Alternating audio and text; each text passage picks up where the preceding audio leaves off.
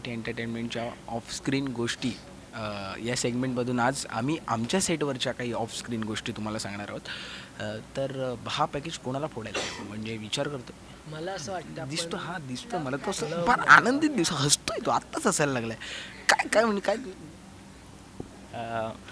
म्हणजे पहिल्यांदा जेव्हा मी हा कॅरेक्टर ऐकला, बेंजो हा कॅरेक्टर मी आपल्या चित्रपटात प्ले करतो आहे, तर जेव्हा मी ऐकला की हा बुली असतो म्हणजे बॉस असतो हॉस्टेलचा, आणि एक राज म्हणून कॅरेक्टर जो लीड आहे मूवीला, त्याच्याशी म्हणजे भांडतो मी. म्हटलं ओके चांगलं आहे. म्हणजे मग मी जेव्हा वर्कशॉपला ह्यांना सगळ्यांना भेटलो तर दादांनी सांगितलं हा राज आहे. म्हटलं हां बरं दिसेल म्हणजे. मग म्हटलं ह्याच्याशीच भांडायचं. नाही नाही ह्याच्यापेक्षा छोटा राज आहे. म्हटलं बापरे ह्याच्यापेक्षा छोटा म्हणजे हाच माझ्यापेक्षा छोटा वाटतो, अजून कितीही छोटा. आणि जेव्हा मी त्या छोट्या राजला बघितलं म्हटलं अच्छा आहे का. म्हटलं हा म्हणजे किती हातात येतो आहे, माझ्या हातात बसतो, अजून कसा भांडणारा. पण तो चांगला म्हणजे गेला सिनेमामध्ये आणि खूप चांगला वाटतो आहे. म्हणजे तुम्हाला सगळ्यांना आवडणार आहे आमचा कॅरेक्टर. आणि बेंजो म्हणजे सर्वांची वाजवतो बॉस. मग आता सेकंड वयाने मी सुद्धा वयाने हा मोठा आहे. ह्या नाही 5 पावसाळे तुमच्यापेक्षा जास्त पाहिलेत मी. जुगस्वाट ह्याच्यामध्ये या सिनेमामध्ये विश्वंभर पांढरे पांडे ढापण्या अशी भूमिका केली आहे.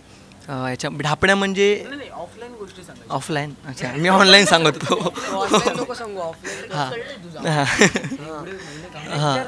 खूप छान करा. नाही ऑफ स्क्रीन गप्पा म्हणजे गंमत अशी की ऑन सेट आम्ही जेव्हा कॅरेक्टर म्हणून होतो, राज, रितिका, प्रथमेश, ढापण्या, विश्वंभर पांढरी पांडे, हां बँजो, हां, त्या दरम्यान असं एक अनुभव असा की ज्या हॉस्टेलमध्ये आम्ही शूट करत होतो त्या हॉस्टेलमधली बरीच पोरं मला ढापण्या म्हणून बोलायला लागले होते. तेही माझ्यासाठी खूप सरप्राईज होतं. आणि ॲक्च्युली त्याचा कधी कधी थोडासा राग पण यायचा, अरे ढापण्या असं का बोलतात. तर मग त्यावेळेस राज माझ्या सिनेमामध्ये पण कॅरेक्टर ह्याच्यामध्ये तो माझ्या धावून येतो की अरे मला तो विश्वंभर बोलतो, हां मदतीला धावून येतो. आणि तो रिअल हॉस्टेलमध्ये पण बोलला, अरे तुला पोरं ढापण्या बोलत आहेत, तू का सहन करतोयस.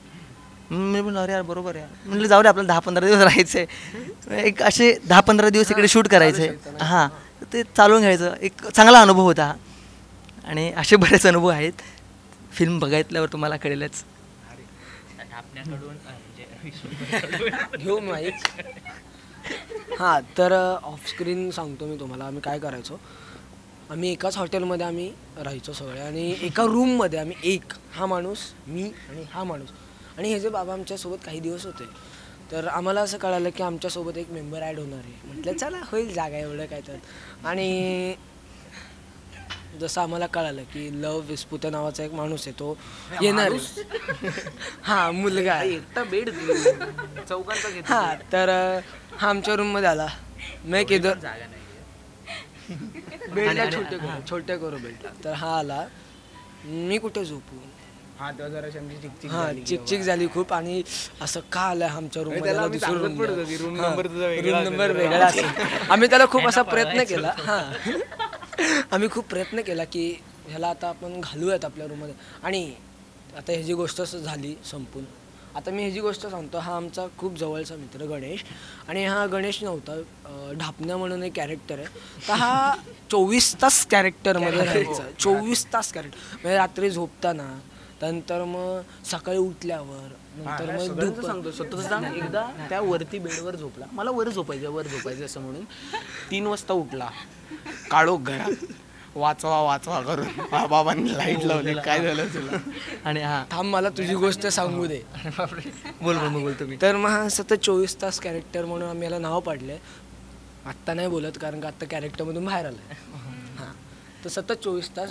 नाही ॲक्च्युली कसं तिकडचं वातावरणच असं होतं ना, एक वेगळं वातावरण होतं. म्हणजे हॉस्टेलचं वातावरण तिकडे होतं. आणि आम्ही ज्या लॉजमध्ये होतो ना, म्हणजे तिकडे हॉटेलमध्ये होतो सॉरी. वेगळं काही नव्हतं, सगळं सेम वातावरण. ऑफलाईन गप्पा. अरे ते सांगतो, ऑफलाईनच सांगतो. I am speaking about offline. Online येतोय. आम्ही ज्या हॉटेलमध्ये होतो ना, त्या हॉटेलची पण रचना अशी होती, म्हणजे हा आल्यानंतर पूर्ण कव्हरच झालं खरं सांगायचं.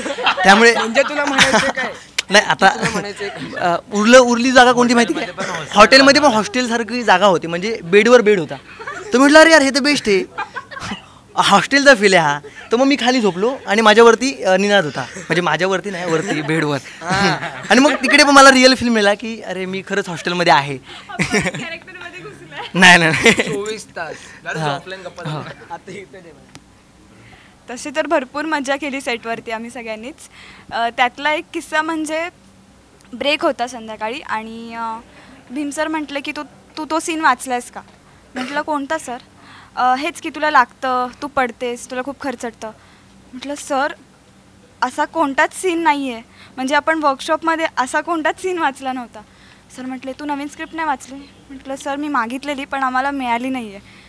मग ती तुझी चूक आहे. म्हटलं सर. आणि असं करता करता सरांनी खूप खेचली माझी आणि मग मला राहावलं नाही, मी तिकडेच रडायला सुरुवात झाली माझी.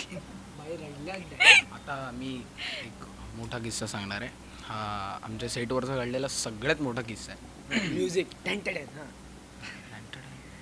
म्युझिक दिला, एक प्रयत्न केला रे. हा खूप जोक सपाट. खूप मोठा किस्सा आहे. आमचा फिल्मचा टर्निंग पॉईंटचा सीन होता, म्हणजे खूप महत्त्वाचा सीन होता. आणि मग काही आधी रिहर्सल वगैरे करायचो नाही हॉटेलमध्ये. नंतर भीम सरांनी सांगितलं की उद्या सीन आहे, त्यामुळे आज रात्री माझ्या रूममध्ये यायचं, प्रॅक्टिस करायची आणि जायचं. आमच्या सेटवर एक मेकिंग करणारा मुलगा होता, त्याचं नाव विसरलो मी, सूरज.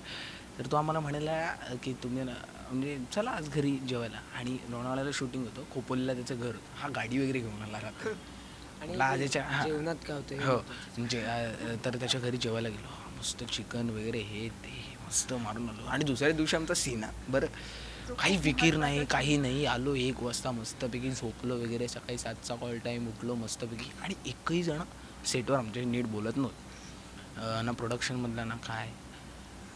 नंतर जराशी चाहूल लागायला लागले की मांजरांनी दूध प्यायलेलं कोणीतरी पाहिले. तर सेटवर गेल्यानंतर सगळं काय असं विचित्र बघतायत. म्हटलं नाश्ता हवा आहे मला, नाश्ता नाश्ता देतात असे का वागतात. म्हटलं भीम सर नीट बोलत नव्हते. नंतर भीम सरांनी मला बाजूला घेतलं. मला कुठे गेलं काल, कुठे गेला काल, खोपोलीला. कोणाला विचारून, कोणाला नाही. तुमची जबाबदारी कोणावर आहे, तुमच्यावर. मग काय आम्हाला काही सांगायचं की कुठेही फिरून याल. हा खूप मोठा किस्सा झालेला. पिक्चरच्या शेवटच्या दिवसापर्यंत आम्हाला हे ऐकून घ्यावं लागलं. ते खरंच खूप मोठी सर आणि मॅडम हा शब्द शेवटच्या दिवसापर्यंत आम्ही ऐकलेला आहे आणि तो कधी कधी आत्ताही ऐकतो. हो, तर हा खूप मोठा किस्सा होता. खरं तर असं करू नये, मी सगळ्यांनाच सांगतो. बिकॉज तुमचं डेडिकेशन असलं पाहिजे स्वतःच्या कामात. तर तितकं आमचं होतं, पण त्या दिवशी फक्त आम्ही गेलो यार काय आणि महत्वाची गोष्ट की भरपूर दिवस चिकन वगैरे सेटवर खाल्लं, मग सगळ्यांच्या जिभेला पाणी आलं आमचं. मग आम्ही गेलो आणि त्यात आमचा हा बाबा माळ घातलेली त्यांनी गाड्यात, त्याच्यामुळे काय प्रॉब्लेम नाही. अशा ऑफलाईन गप्पा होतच असतं. तर अशा आमच्या सगळ्या ऑफलाईन गोष्टी. काय हसले वगैरे असतील का नाही प्रेक्षक काय. हां, आता अजून हसायला, प्रेमात पडायला लोकांना प्रवृत्त केलं पाहिजे. त्यामुळे पाहायला विसरू नका 21 ऑक्टोबरला कौल मानाचा.